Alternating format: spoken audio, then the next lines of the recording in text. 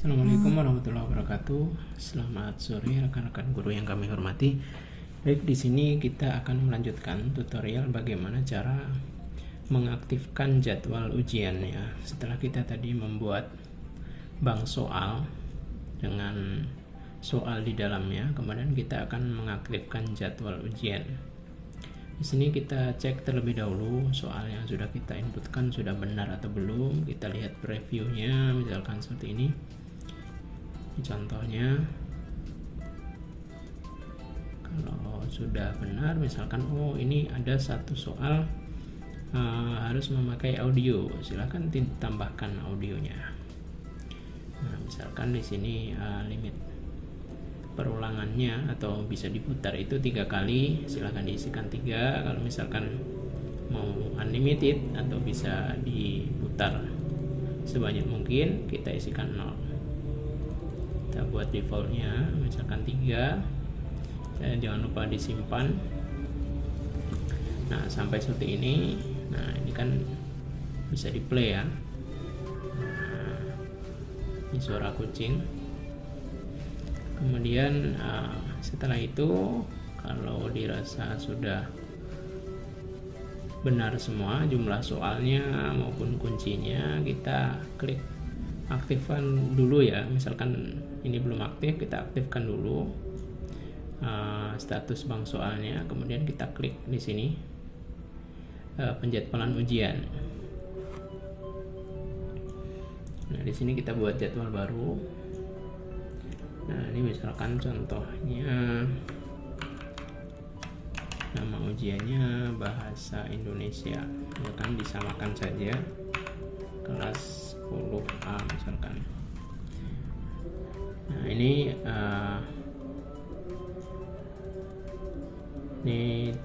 biarkan seperti ini dulu ya secara default ya. Nah, nanti kita akan jelaskan di video lain ya. Kita gunakan jadwal versi standar dulu ya. Nah, di sini kita cari bank soalnya, misalkan tadi bahasa Indo kelas 10A. Ini durasinya berapa menit, misalkan 1 jam, kita isikan 60 menit. Misalkan 60 menit lewat 15 menit misalkan.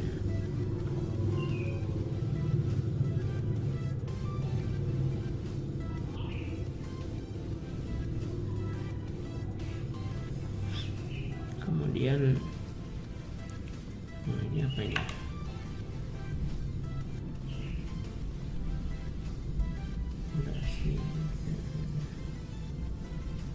Kita reload dulu ya. Kita coba ulangi.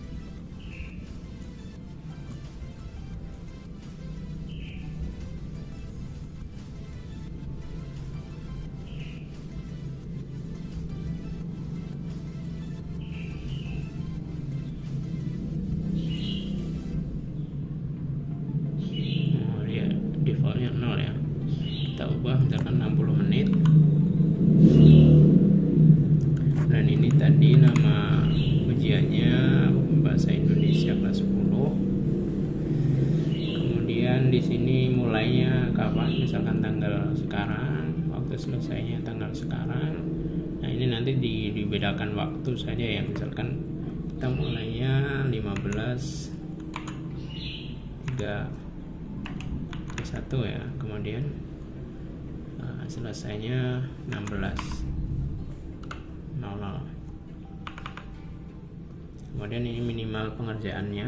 Nah, ini batas minimal pengerjaan. Jadi siswa tidak boleh mengumpulkan atau menyelesaikan ujian sebelum berapa menit mengerjakan gitu ya. Misalkan kita set 50 ya, berarti tinggal sisa waktu 10 menit dari alokasi ujian atau alokasi waktu ujian. Nah, ini kan dikurangi ya, berarti 10 menit sebelum selesai baru boleh mengumpulkan, atau misalkan setengahnya 30 menit sebelum selesai boleh mengumpulkan. Nanti silahkan disesuaikan datanya. Kemudian di sini, nah di sini pengaitan tadi ya, atau tag tadi berfungsi. Di sini kelas berapa nih yang diikutkan untuk ujian, misalkan kelas 10A. Kemudian mau multi kelas misalkan kelas 10B. Nah, dikecualikan siapa nih nggak boleh ikut ujian ini silahkan disesuaikan. Nah, tag ini tadi misalkan tadi ketika mata pelajaran agama khusus, nah ini misalkan mata pelajaran agama Hindu, berarti hanya diikuti dari 2 kelas ini yang agamanya Hindu gitu ya. Tadi kecualikan misalkan agama Hindu, terus agama Hindu kelas 11, terus Hindu kelas 12 misalkan, yang dikecualikannya Islam dan lain-lain, itu boleh.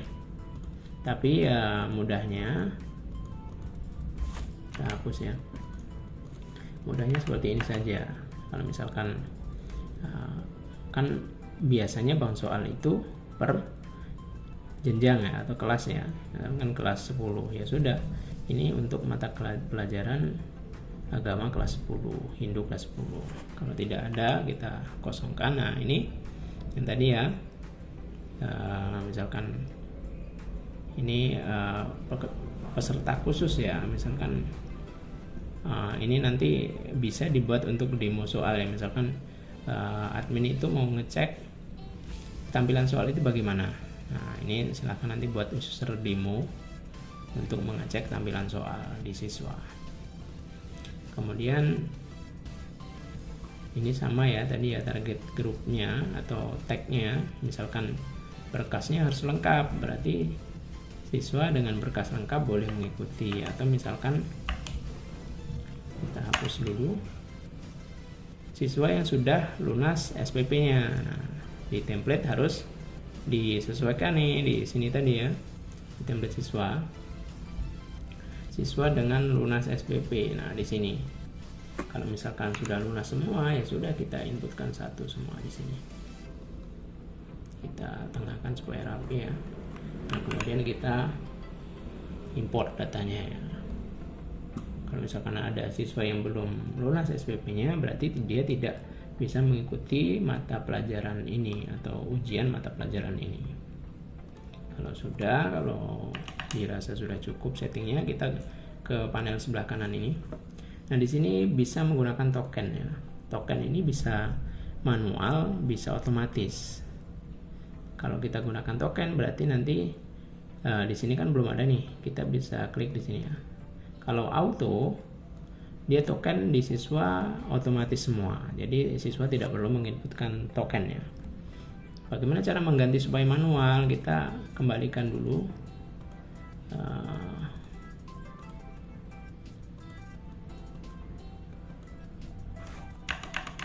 kita ganti seperti ini ya. Jadi nanti kita hapus ya, seperti ini ya, jangan auto ya. Nanti ketika dimulai nanti token akan refresh otomatis ya, jadi nanti bisa dilihat di menu jadwal ya. Kemudian di sini ada kebijakan keterlambatan, bisa dipotong waktunya, bisa waktu penuh. Maksudnya apa? Kalau potong waktu, misalkan siswa ini kan ini mulainya kan 15.31 dengan alokasi 60 menit. Jadi misalkan siswa ini masuknya dia 15.50, berarti kan sudah terpotong 20 menit ya. Nah kalau dipotong waktu ini, kalau tidak dipotong waktu, misalkan siswa itu masuk di 15.50, berarti tetap alokasi waktunya tetap 60 menit penuh. Jadi kalau misalnya dipotong, dia ketika terlambat itu waktunya terpotong. Kalau waktu penuh, walaupun dia terlambat, waktu ujiannya tetap 60 menit. Kemudian di sini ada randomisasi yang untuk acak urutan soal, kemudian acak opsi. Nah ini ada fitur baru, mode satu arah. Mode satu arah ini maksudnya siswa tidak bisa kembali ke soal sebelumnya. Ini bisa dipakai untuk olimpiade misalkan. Nanti jadi siswa hanya melihat soal satu kali saja. Setelah itu soal nomor 2, nomor 3, nomor 4. Ketika sudah di nomor 4, dia tidak bisa lihat soal nomor 3, tidak bisa lihat soal nomor 2 dan nomor 1. Kemudian di sini ada visibilitas nilai, bisa ditampilkan, bisa tidak. Nah, ini ya. Atau bisa tidak ditampilkan. Ini tampilkan laporan detail. Ini boleh ditampilkan, boleh tidak. Kemudian di sini ada kunci jawaban atau kunci ujian ya. Nah, kalau misalkan ini diaktifkan, nanti ketika siswa yang terkunci, yang berusaha untuk keluar dari aplikasi dan terkunci device-nya, ini wajib dibuka oleh pengawas. Tadi ya, fungsinya pengawas itu untuk membuka kunci ujian ini tadi ya, kunci device yang terkunci karena keluar dari aplikasi secara paksa ya.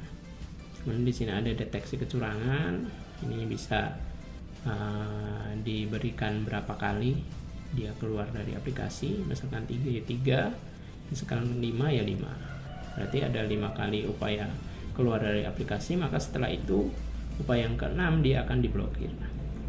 Kemudian di sini ada selesaikan ujian otomatis. Di sini fungsinya untuk memaksa submit jawaban secara otomatis saat batas waktu ujian berakhir. Jadi ada soal yang belum terjawab, dia tetap submit ujian selesai.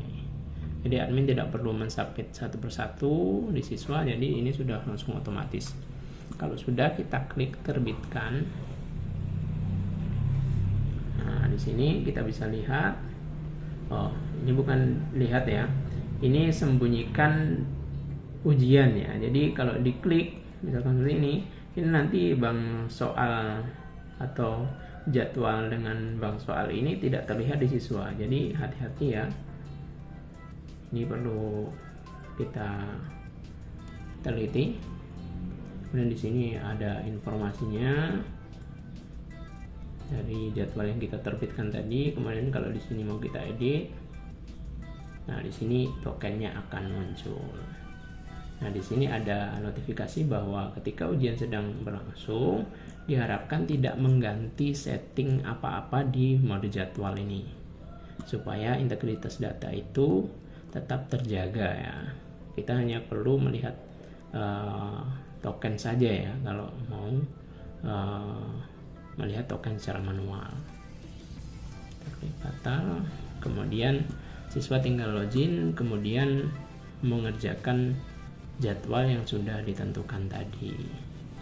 Beginilah cara menginputkan jadwal atau mengaktifkan jadwal ujian yang akan diakses oleh siswa. Ini mudah-mudahan bermanfaat.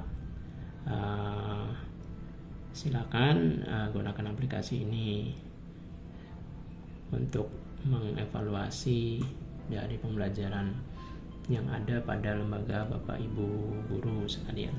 Terima kasih banyak. Kita akan lanjutkan pada video tutorial selanjutnya.